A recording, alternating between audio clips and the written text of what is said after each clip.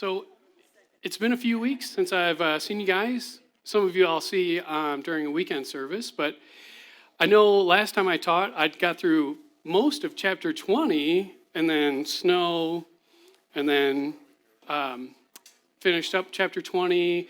And then last week, Brian kind of took a break to step back. Pastor Brian took a break and stepped back from Exodus to talk about how we understand the law as New Testament believers. And I was like, oh man, we're only in chapter 21 and we got to finish this thing up. I don't know if we're going to get through the book of Exodus.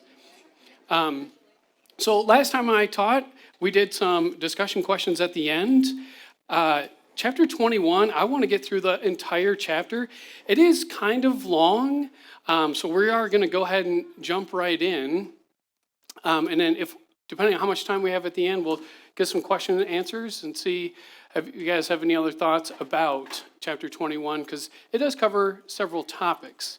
All right, so if you guys can open up to, It's going to take 40 years for us to get through. yeah. We're covering a chapter a month? That's okay. At least we're actually talking about the Bible instead of other things. So let's go ahead and open up to Exodus 21. And we're right at the beginning of the chapter, there. These are the ordinances that you will set before them if you buy a Hebrew servant. Hebrew slave, what? Buying slaves? Don't you know that slavery is one of the worst things that ever approached our humanity here, all across the world? It's one of the worst. You Christians, you say that God approves of slavery. There's no getting around it. The Bible says buy slaves, sell slaves, do whatever you want with slaves, doesn't it? Right? God approves of slavery. You Christians in your Bible. Okay, let's take a little time out from this tirade here. Okay, so this tirade is not something I created. I just borrowed lines from people posting online. Those are exact quotes from people, their objections about the Bible, their objections about Christianity, and they would say that slavery in the Bible is a black eye on Christianity, and it's probably one of the big reasons why they feel like they can reject Christianity and the message that comes from the scriptures. So let's take a little time out from blanket statements, right? That's what a lot of these are. These are blanket statements. These are highly emotionally charged statements, right? Which I totally understand. Totally understand why it's highly emotionally charged, because we're not talking about a small deal here, okay? Slavery is a big deal. I lived in the South for, 12 years. And when I moved to North Carolina, I was just, flabbergasted to find there were churches nearby that were teaching, hey, from the scriptures, you can clearly understand why we can own black people. I was, what? Wait, what? That was just not a thing that I was familiar with growing up here. And I'm not trying to create a stereotype about people in North Carolina. Southern hospitality is legit, okay? But I was just surprised to find that, and people saying, well, why wouldn't? And granted, there were plenty of people who were like, no, that's not what the scripture talks about. So again, let's slow down from the tirade, and we're going to talk about this whole chapter and some of its context. So I just want to make a few cautions here, because these are buzzwords. These are words that are in the news. These are words that are in recent history in the last couple 100 years. So a couple of cautions. Do not read our current history into the text. Okay, so what happened 200, 300, 400 years ago is not something that we put into the text. If you're looking for a fancy word, that's called eisegesis. So when Pastor West gets up on a Sunday and he opens up and goes through the Gospel of John and he's talking verse by verse, he's drawing the meaning from the text and explaining it. That's exegesis. Eisegesis is where you put you put a meaning into the text that doesn't belong there. Okay, so don't read your current history into the text. Read the text itself and let it say what it says. Let it stand for itself. Okay? Put a little pause on the emotions. I know it's hard because it is a very charged subject, but it is worthwhile to step back and say, what does the scripture actually say? Because I've got to be able to understand it. I've got to be able to reasonably think my way through it. And the emotions are going to cloud the ability to reason your way through the text. So when you go through some of these, you're going to start to see that, like, what the text actually says and how it reads might be completely different, because how old is this text? This is almost 3,500 years old. Okay? So that's a long time ago, a very long time ago. So the past 300 years is nothing in comparison to 3,500 years ago. You got to imagine some things are different. Okay? Context. So we are going to talk about chapter 21, but we can't lose sight of what else has happened in the nearby chapters, because this is the book of Exodus, and the main event in Exodus is the Exodus. So let's not lose sight of what else has happened. We're not going to tackle the whole topic, okay? I know Pastor Brian tried to tackle the big topic of how we understand the entire law as a new believer, or a New Testament believer. Like, he spent an hour. You could easily spend days on that. We're not going to cover all of the texts that happen to go with slavery in the Bible. We're just going to focus on Exodus 21. At the end, I'm going to put up a list of, if you want to look at more texts, I'll put up the list of other Bible passages that talk about this topic, and a couple other resources, some good videos, some good books, that if you wanted to look further, you could look further in those. So first thing off the bat here is words are important. Words are very important. So I tried to make this as big as I could, but this is a pie chart. Okay? Right in the middle is this Hebrew word, and that's the Hebrew word that we read right here in the beginning of chapter 21. It's Eved. Can you guys say it with me? Eved, with a V. Eved. Like Evan, but with a D at the end. Eved. Okay? So this pie chart shows how it's translated based on frequency. This word occurs 800 times in the Old Testament. It's very common, very common. And this blue part here is the majority of the ways it's translated. Like if you were to read the NASB, which is what Pastor West and other pastors will usually preach from on a Sunday morning, the majority of the way it's translated is servant, or servants plural, or servants with possession. The other ways you could translate it are over on the right, but they're real small pieces. You could translate slave, slavery, Elijah. Because Elijah is what? He's a servant of the Lord. So prophets are often called servants. They're often used this word to refer to their role in being a prophet. So the word is very important. It has some flexibility in how you can translate it. It is not only being translated as slave, which I think is kind of helpful, because in this context, that's the first thing we think of, is probably like the movie Roots or other things that you see on PBS specials or whatnot. That's the first thing that comes to mind. But this text has a varied amount of meaning that you could use for the word. I think in this case, here in Exodus 21, the blue is the best way to translate it, servant, or sometimes it will be plural, servants. Okay, so just wanted to put that out there as how we read this text. A couple other things in context. What happened at the beginning of the book of Exodus? The people cry out to God about what? What's their major complaint? Slavery, right? So in Egyptian slavery, they cry out because of the horrible conditions and so on and so forth. You could read that back in the first couple of chapters. And God says, I am going to go and deliver my people. Goes through many, many means to compel Pharaoh to bring them out of Egypt.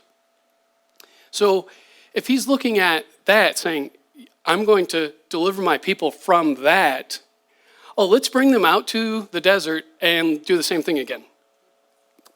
That seems unlikely. that God is interested in, oh, well, slavery over there, well, I don't want it over there. Let's just have the same kind of slavery over here. That seems unlikely at the very least. So just wanted to point out a couple other things that are in the context. And then later in chapter 24, in a couple of chapters after this, these commandments that are talked about in 21, the whole nation accepts it and says, yes, we will abide by this covenant that God is giving us. Do you think they're going to be interested in abiding by a covenant that is in the same conditions that they had in Egypt?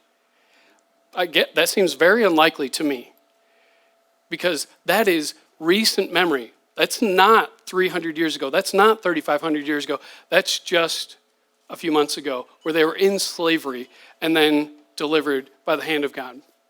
So it might seem odd as well that we just talked about the 10 Commandments, right? And now we're talking about buying and purchasing servants. How did you get there? I think it's intentional to put this right here, because who are the most likely to possibly be abused, misfortunate, taken advantage of? Possibly a servant. So we're going to address people and their rights and how you treat them as opposed to how you were treated back then, right? So just a couple of considerations from context, okay? So one commentator suggests that you could also translate this as a worker, an employee-employer type relationship, or kind of signing up like a military contract, because this type of work is going to be different, and we'll talk about that as we go through. So now that we've put a pause, got some context, kind of got our bearings here, let's come back to the text and continue to read through from verse 1 down to verse 6, and then we're going to jump towards the middle of the chapter because it picks up the same topic. Okay. These are the ordinances that you will set before them. If you buy a Hebrew servant, he is to serve you for 6 years, but in the 7th year, he will go out free without paying anything. If he came in by himself, he will go out by himself. If he had a wife when he came in, then his wife will go out with him. If his master gave him a wife and she bore him sons or daughters, the wife and the children will belong to her master, and he will go out by herself. And he will go out by himself. But if the servant should declare, I love my master, my wife, and my children, I will not go out free, then his master must bring him to the judges, and he will bring him to the door or the doorpost, and his master will pierce his ear with an awl, and he shall serve him forever. Okay, jump down to verses 26 and 27. If a man strikes the eye of his male servant or his female servant so that he destroys his eye, he will let the servant go free as compensation for the eye. If he knocks out the tooth of his male servant or his female servant, he will let the servant go free as compensation for the tooth. So, a little background here. Again, context, background is also quite helpful. Right now, we have like big business. We have big industries, right? Like you could go work for a company that has several thousand people. Or maybe you retired from a company like GM or Ford. They got tons of people. That's not really the case in this setup. Most cases are kind of like, you might have heard the expression cottage industries. Or you work with one head of a family and he kind of runs the family business. You're working like in the fields, you're working with the cattle, you're working with a farm type setup. So it's a very different setup from our current economy. Now you have, I could go to this employer, come out, and you could bounce around. Versus this is more of a setup where, well, the head of the family kind of runs the family business. So there's that person to consider. That's why it's not like a 9-to-5 job either, right? Like if you're going to work for this person, it's not like cows are born between 9 and 5. Okay? They could be born at any time. Or harvesting. Well, harvest sometimes you got long days to harvest. Planting is different. A person could buy another, aka pay them, possibly as a way out of poverty. So this is talking about a person who's buying. Well, the other person must be offering them up. This is a voluntary setup which is quite different than chattel slavery in the South in the 16, 17, and 1800s. It's a voluntary. Now, your circumstances might not make it as voluntary as you would like, right? I mean, if you have poverty or some tragedy has hit your family, well, now at least you have a chance to start to get your feet back under you. You've got a chance to make a little bit of money. You've got a chance to have food provided, clothing provided, housing provided. Okay? So there's your chance. Also, you notice right at the beginning it says, if you buy a Hebrew servant. This is not race-based slavery either, because a Hebrew is buying another Hebrew. Okay? So it's again, it's another clear distinction between the two kinds. They're compensated, in the one, they're not compensated at all. It was based on their ethnicity, and they were slaves for life, right? Versus here, well, you work for 6 years, and then you go free. That's your contract, 6-year contract. Right? Now, you could kind of think about it like a pro athlete, right? Michael Jordan, well, he is bought with a contract. He is traded. He is sent out to another team, okay? So it's a contract. He's a contract worker. I mean, he's maybe one of the best contract workers, and he's making probably a lot more money than a servant here, but it's kind of a chance to see what is in the modern context that's at least similar to understanding this. So in 21, 1 through 4, you've got a way for the Bible to give some protection for rights, for the rights of the workers, as a way to start talking about how we're going to do this that's not like it was done in Egypt. And you get a guaranteed freedom after 6 years. So biblical law also allowed for service out of love rather than necessity. Oh, sorry, I put this thing down and I forgot all about going forward with this.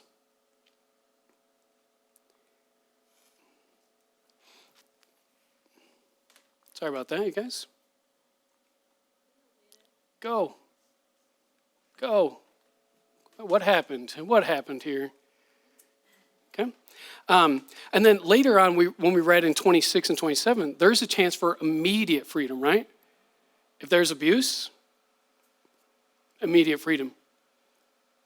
That abuse is what we're going to talk about, the difference between abuse and discipline, okay? Or correction for maybe theft or something like that. But there is a chance, here's a protection of the people. You do that as an owner or as an employer, you just lost a worker because of your abuse. Okay?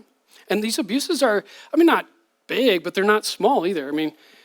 Lose a tooth? Well, you probably had some force behind that blow to lose a tooth. You just abused, you lost your worker.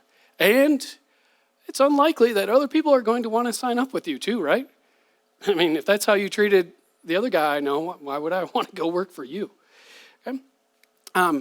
So another issue that's going on here, right in the passage, that is kind of difficult, is marriage. Marriage is happening. Marriage happens while you're possibly in, 6 years, you might get married and have some kids, right? So how do we deal with this?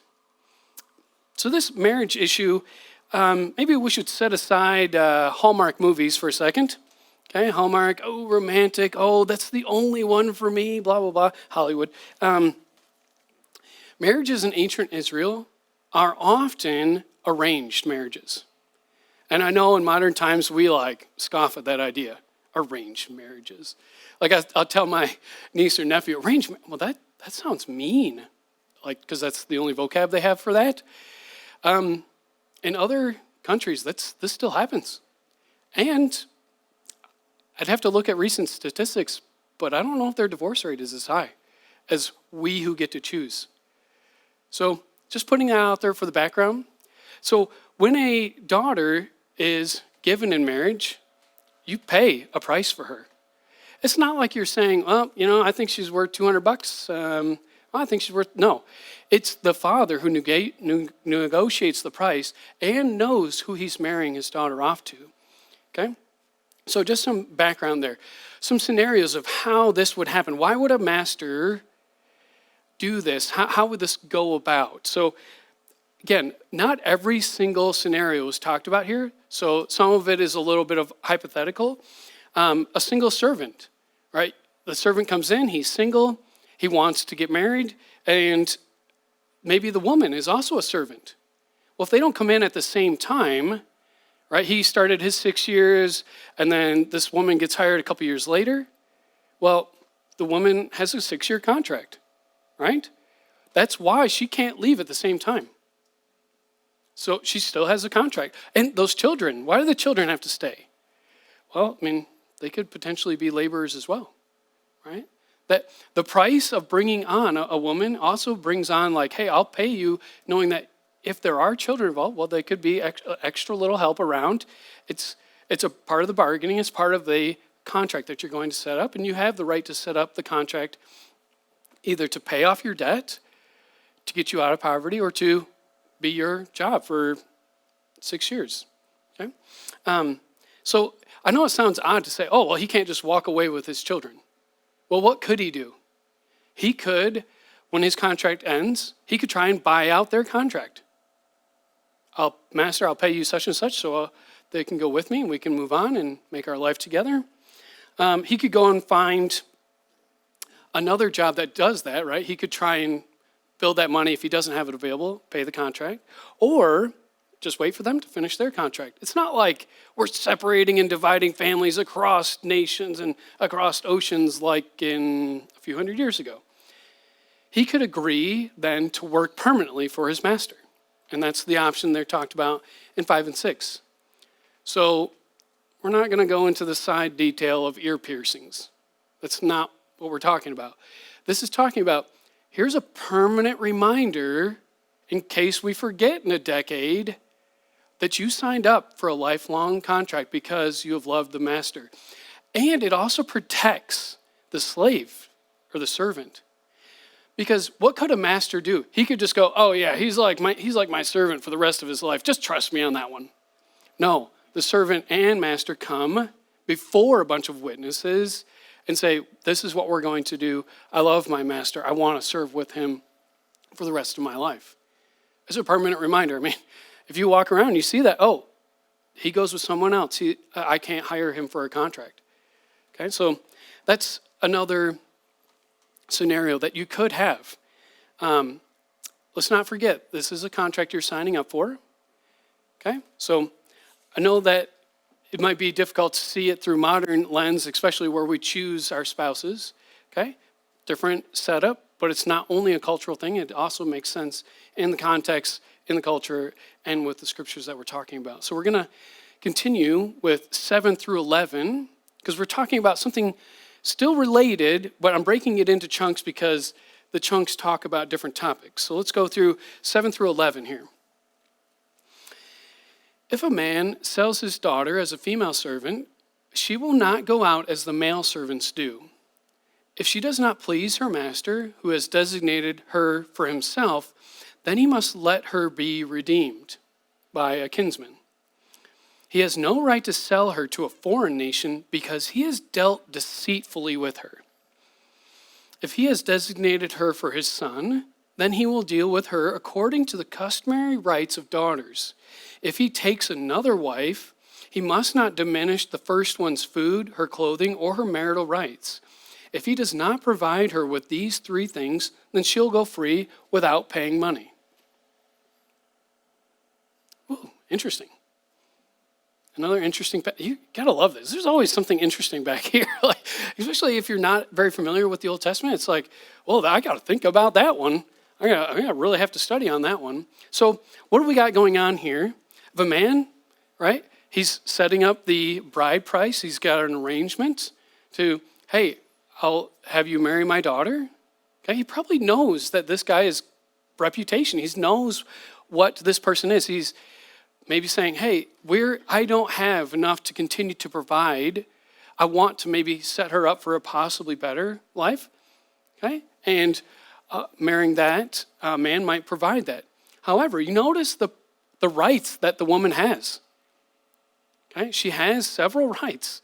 So it's going to apply to any situation where a woman's rights might be endangered because she's a contract worker, okay, or a wife, which those are different categories, because now she no longer has her direct family's protection if she's now a wife or a contract worker under this boss. So you've got a couple of different scenarios here.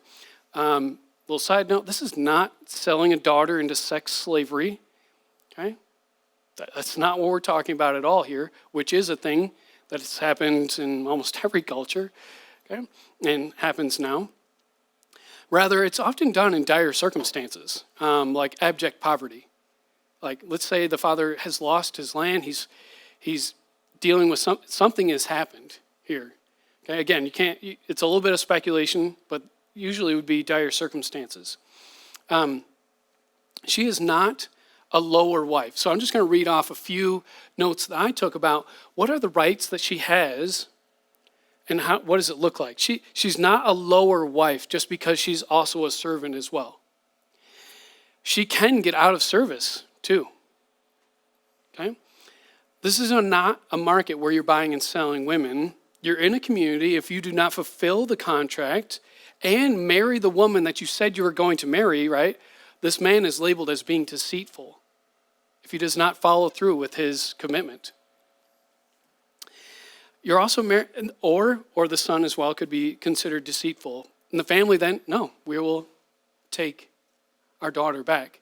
Do you think that they keep the money? I don't know, right? The employer paid money to have her, right? If he deals deceitfully, do you think he gets his money back? Probably not. I mean, the text doesn't say it, but it seems like it would be reasonable to say, no, you don't. You deceived. You're in the wrong. You broke contract. She has human rights. She has the dignity of marriage. She cannot be sold. She is to be redeemed by her family if she's not supposed to be a wife, and she has marital rights. So I like how, I know there's not a ton of verses here, but there's protection. There's consideration.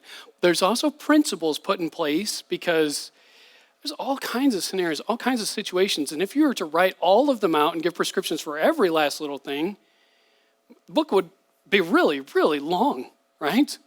But you get principles put in place of how to protect and consider the person, okay?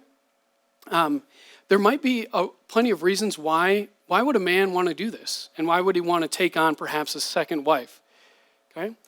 So again, you don't get a clear condemnation of polygamy here, okay? But that's not what the text is talking about. That's not its concern right here. It's saying if this happens, then this is how it's done.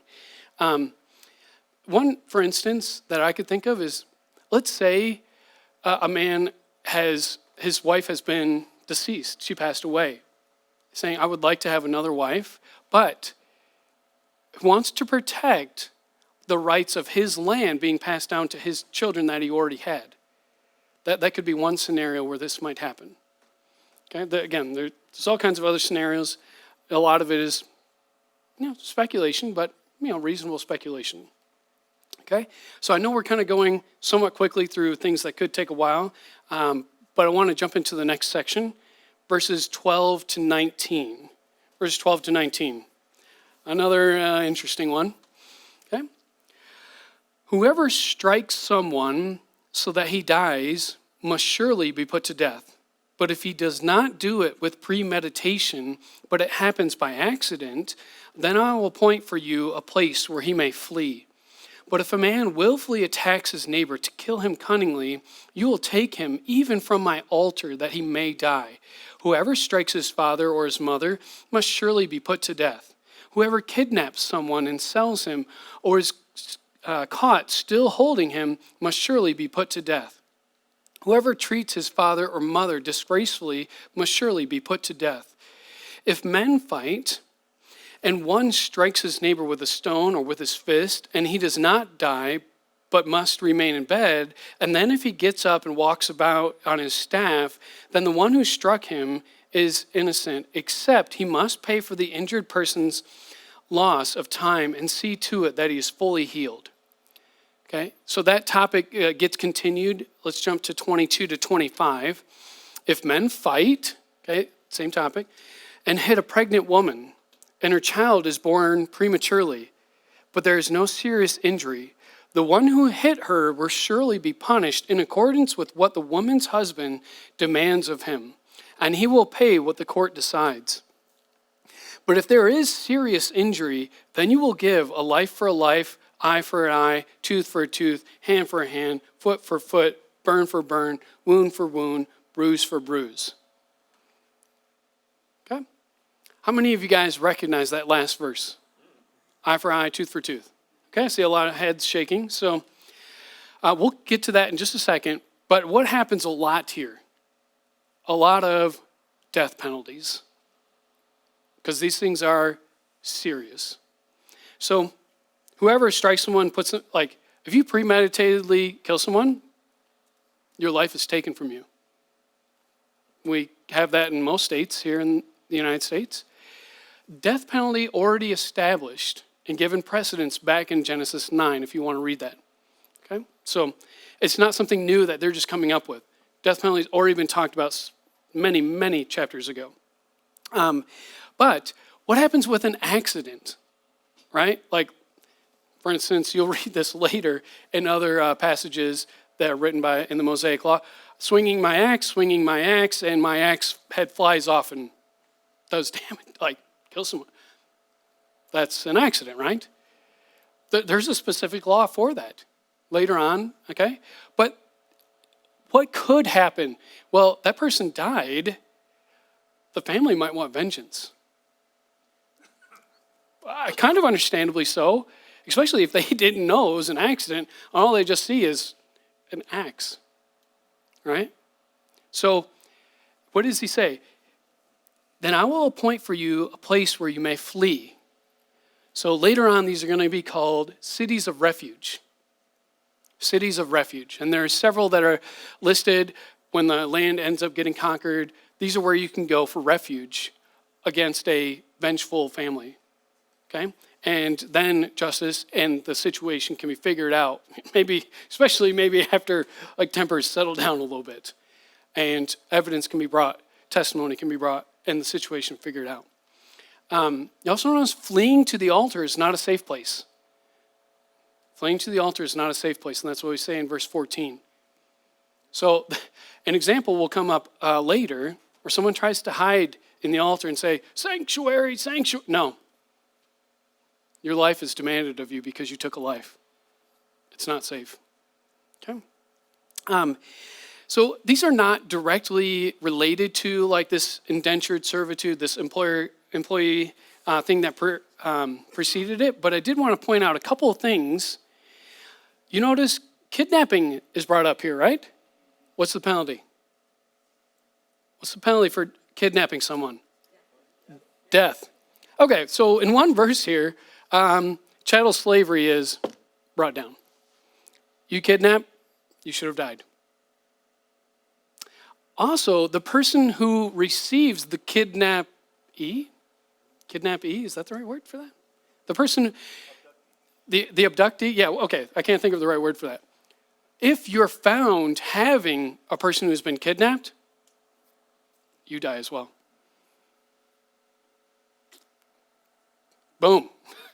Setting that very clear and very high to say, no, human life is valuable. We're not stealing and taking them. Okay? Verses 18 through 19, this fight. Okay, both men are fighting. One of them gets hurt more than the other. They're both responsible, right? Hey, that person goes down and he's down longer than you. Well, it's your responsibility to restore him as much as possible. Do you think the guys that are fighting are thinking of that ahead of time? Maybe on a day when their angers are not flaring, now your anger flared up, you did this, this is the consequence for it. This is how you make reparations. Verses 22 to 25 there. That's quite a specific situation, right? You hit a woman who's pregnant while you're fighting, brawling. Okay? So this is the context for the eye for an eye, tooth for a tooth. A lot of people, when they, you probably have heard, Gosh, who said it? Gandhi. An eye for an eye makes everyone end up blind. No, not really. Okay? It sounds like a nice statement, doesn't it? Oh, let's all be peaceable. But it also disregards justice. It makes sense, though, in his worldview. And it makes sense why he advises at the time of Hitler, if Hitler comes to your household and his soldiers come, you let them do whatever they want to do to you. Pacifism, non-violence, which makes sense in his I want to say it's a pantheistic worldview. But it lacks justice and it lacks empathy. You have done evil to this person. We should not care about that? Well, it seems like you lack empathy for that person, and you lack a sense of justice for that person. To say, how is this justice going to be carried out is laid out by this. This is not vengeance. That's what a lot of people consider it. Oh, I'm going to go get mine, eye for eye, tooth for tooth, you know. There's a difference between vengeance and justice, right? Justice is carried out through proper procedure and law. Otherwise, you have a bunch of vengeful people and whoever happens to be the strongest rules or gets their way or they get the most out of their vengeance versus those who are unfortunate or could be abused, as also talked about in these passages and passages later. So I like how the justice is based on equal footing, life for life. You killed an unborn child, or this child comes out stillborn, or something happens here, well, that's your life. Maybe we should consider these things before we get in a brawl. Okay?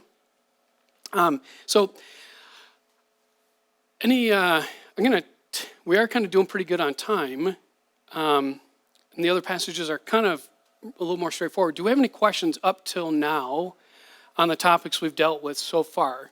Take just 2-3 minutes. Yeah, A man is purchased a slave, Mm-hmm. and the slave, after 6 years, decides he's going to stick with his master, as we described. Mm-hmm. Let's say that the owner is significantly older than the slave. He's likely to die before the slave. What happens to the slave when his master dies? That's a good question. Okay, could everybody hear the question? Okay, so what happens if the slave wants to stay on? I'm saying it for the recording so other people will watch it later. What happens if the person wants to stay with his master for life, but the master is maybe older and is going to pass away? Okay, so I could see a couple of possibilities that passing along to the son or the next head of household for that family business. I could see that as one option. But then you'd have to say, well, what is this possibility at all times? Because it's not just for a master who wants to stay for life, right? Well, what happens if your master just dies at any given time? I could see, staying on with family business. You now have principles to deal with. Right here, we don't have a complete prescription of what to do, but I could see staying on, going free, negotiating a new contract with the new head of household. See several options that could stay within these bounds. But right here, I don't see a clear prescription for that answer. Okay? Yeah. Mm-hmm. Rearranged marriage. Yeah. What if this woman doesn't want to marry this man and she finds him repulsive? Then So who is the person negotiating? It's the father, right? So the hope would be that the father listens to the daughter. There's some kind of discussion, some kind of family dynamic there, which you'll get in later discussions of how to go about these marriages, not just in this passage. That's why I brought up, the father should know this person's reputation, but also the sense of what the purpose of marriage is for. Yes, you get to have some happiness in your marriage, but it's also for your holiness and your sanctification as well. So And yeah, I mean, that guy could change over time. He could be great at the beginning, and then he could be in 5 years, 10 years. And it's still a marriage covenant that's made. Right at the beginning, though, if it was known that this guy, for any number of reasons, is not a good guy, I would hesitate to say, well, why is the father doing any business with this person? So that's a good question. It's kind of a question that we would still ask now, like, well, I don't like him. When I was in my early 20s, I could have said, of my group of friends that were women, I could easily see marrying 2, 3 of them because we had that kind of connection, blah, blah, blah. It was not a Hollywood, there's only one for me. Not that's what you're saying. But that's about all I can really think of for just this passage. But I would see that it would be reasonable to expect these other speculations that I'm making. Does that make sense? Okay. Do any other thoughts about that question that what about if the daughter is being married off to this guy who's repugnant? Yeah. And you're right, the father would be looking out for the daughter, make sure that he is a good guy, compatible. Yeah. Yeah, I mean, because a lot of these hopes, a lot of these principles are based on you actually considering people and the interest of the person. Protecting rights, but also the interest of the person. What does it mean to love them and care for them? And hopefully fathers are like that. Later, fathers get accused that you're not doing the right thing. And so the prophets get, wailing on them too. Yeah. Most decisions in these circumstances, as far as I know, were made before the elders of the city, town, or location. Mm-hmm. If the elders have any say in it, and this guy's a skunk, they're not going to let somebody give their wife, their daughter to this guy who's a bum in the first place. Yeah. They have a community responsibility for how people are handled. Yeah. That's a good point. Because you get that like here, right? Bring him to the door, talk to the judges. We have a community of people watching this thing happen. You have a community of people that are influencing this, right? Not this like disconnected people that we have a lot in America where everybody's disconnected. You do your thing, I'm over here. It's like, no, there's influence, there's discussion. Hey, we kind of know, no. Or yes. Yeah. Wonderful guy, the whole town may love him. Yeah. All the elders or whoever. But maybe she just doesn't love him, doesn't want to be with him. What do you do then? You go and you have his children and you go through the... Yeah. And I think that, okay, so her question was, what if the woman just really doesn't like him? She's not interested in him. He doesn't strike her fancy. So I think it would be helpful to say, like, that's why I put the pause on the hallmark. Can you learn to love someone over a long time? Yes. Now, I would prefer to my preference would be to have someone who's got at least 90% of the same interests, who is particularly good looking to me, and my preferences could go on for a fairly long time too, right? Yeah, I mean, I've seen people's lists, and they're like 2 pages. It's like, dude, you better get with reality on that first. But that's why I bring up the idea of, yes, it's for happiness, but also for sanctification, and you really get to learn to see what love is. Like, if he's an honorable, and has integrity and so on and so forth, but he just he's not the most vocal that you'd like. He doesn't have a great voice. He doesn't sing with the priests, or he's not a priestly person or whatever. It's like, well, how do we? Yeah, I mean, it's still goes back to the father being considerate of his daughter. And it's not like there's one fish in the sea, and there's plenty of guys out there. What's not an option, though, for this marriage to set up? Yeah, well, I was thinking of, she said divorce, but I was thinking of foreigners. Why not foreigners? Draw your heart away from the Lord God. because that's another purpose of this marriage, is help you be together, pointing you to the Lord God and being a testimony to nations watching around. Another purpose for marriage. Good. Okay, let's yeah. I'd like to bring up something. A lot of these pre-arranged marriages and that are overseas, it seems like, or maybe a recent immigrant to America and trying to, go back home to India or whatever. And his parents, in fact, I knew a guy that his parents back in India were setting up a wife for him. He has never seen her, never met her, or anything. And I said, how can you do that? He says, I trust my mother and dad will make the right decision for me. Stuff like that. Yeah. Recently, I heard where there's a senior in the school nearby here that is only 17 years old and wants the COVID booster and shots, but his parents will not let him.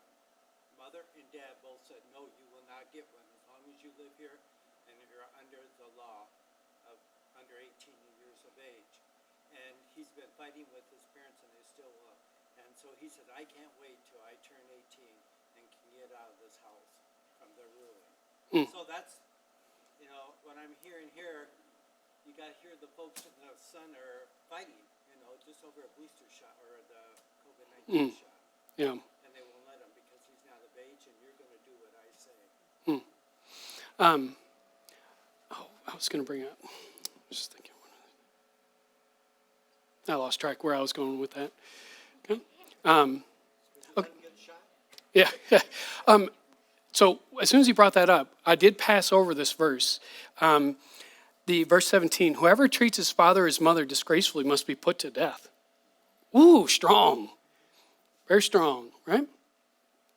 Do you think this is just a flippant, eye rolling?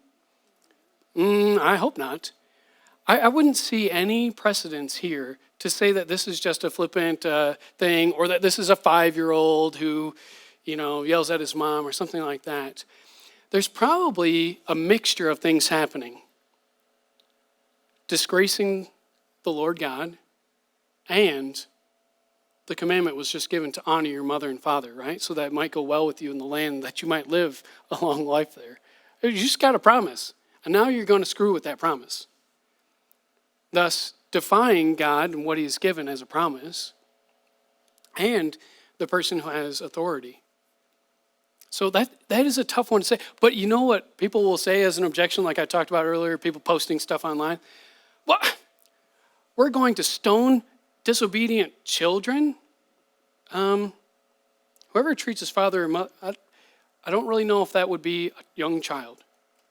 But that's what they want to say, right? That's clearly wrong, and so then they can have an objection to the scriptures. But I don't think that's what we're talking about here. I think we're talking about how these two things possibly work together. Like maybe you're cursing your parents, and you've used the name of the Lord in vain and cursed God at the same time. I would imagine those tend to go together sometimes, right? We're not tolerating that. And let's say this statement was just, hey, let's say we were teaching our kids the scriptures and we were telling them this is how it is, this is what God has given us. Maybe a kid would think when they're late teenager, 20s, and they're, granted, adolescence is not a thing back in, but yeah, you had. Yeah.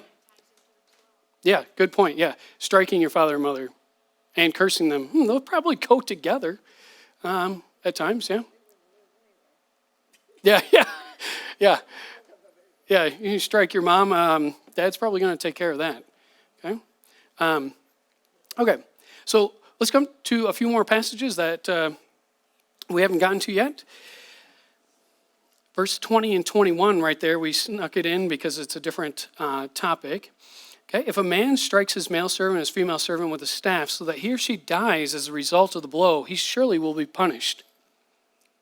However, if the injured servant survives 1 or 2 days, the owner will not be punished, for he has suffered the loss. Verse 20, what do you think the punishment is? Well, verse 20, you have done something and the servant has died. as a result of your actions, you're dying too, because you just killed someone, right? You just killed someone, so death penalty is in order. Now, the other one is a little more difficult. How if the injured servant survives 1 or 2 days and, okay, he's on the mend, he's not going to be punished. What? So, I mean, at first blush, it looks like, well, why not? Okay. What has he lost by injuring his servant? He's lost the service for who knows how long, right? And not only for those few days, but he's maybe not capable to continue to do his work effectively for the rest of his contract. You, by doing something perhaps foolish and rash, have just cost yourself.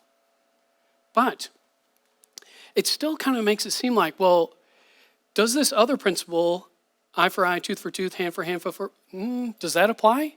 Perhaps you could bring that to apply, but I definitely think that when we were at verses 26 and 27, those situations are very similar. Sounds like abuse. Abuse means you go free.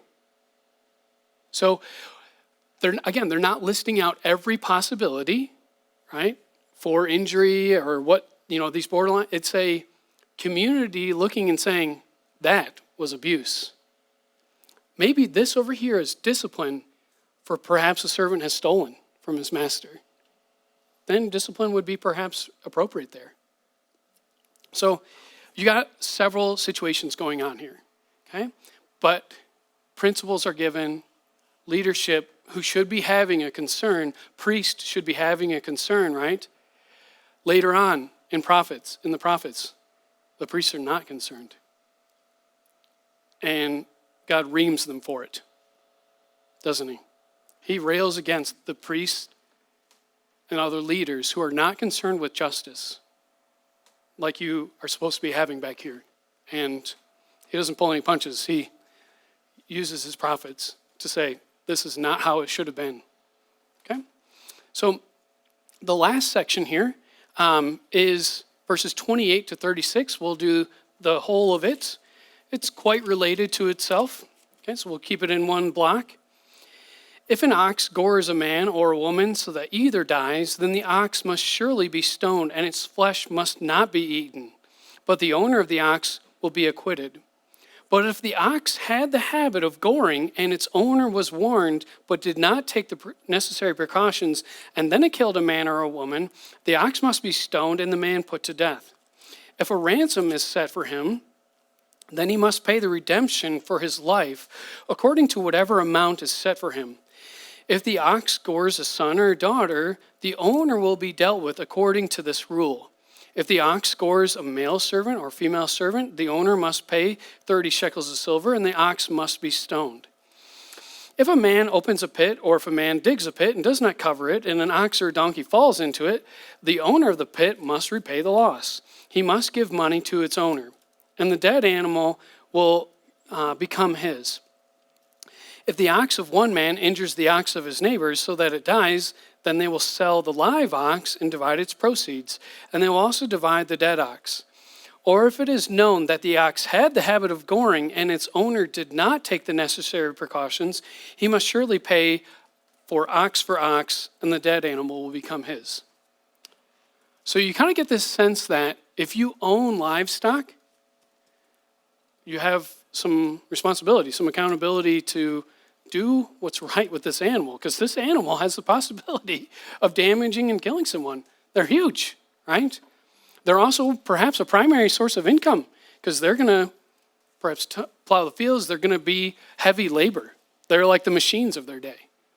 Okay, so they have responsibility, except in the case when it could not reasonably be known ahead of time that this animal is going to gore. Okay? So, which kind of seems like a reasonable nuance. Well, this animal has been fine for 5 years, 8 years, 10 years, and now it has gored this person. Who knows? Maybe that person egged it on, or there could be all kinds of things happening there. But there's a little nuance to say, hey, this is not a responsibility. If if that animal is known to do such and such, you didn't do it, your life is on the line. So, another result here, you notice how it's a little different if a servant gets injured. What's that about? If the ox gores a male servant or female servant, the owner must pay 30 shekels of silver and the ox must be stoned. Well, how come there's like a special deal here for this one? Well, the servant that might be their occupational hazard to work with the ox. Okay? But payment's going to be made because damages has been done, or some other circumstance might be going on here. Okay? Side note, 30 shekels of silver. Does that sound familiar to anyone? Yeah. Yeah, that's the value of Christ. That's how much Judas got paid. Interesting little side note. Jesus is like everywhere. Okay? So in this situation, it behooves an owner to be responsible, to consider the sanctity of human life and the seriousness of blood guilt. It also gives some leeway for possibly complicated situations, right? I mean, there's all kinds of situations that could be like, well, how do we figure this one out? You've got principles in which to judge them. One other big piece of background, context information I want to give you guys, and the resources I'm going to point out, we'll bring them up. Other laws in other nations nearby are different, quite different than this. You notice that little note there?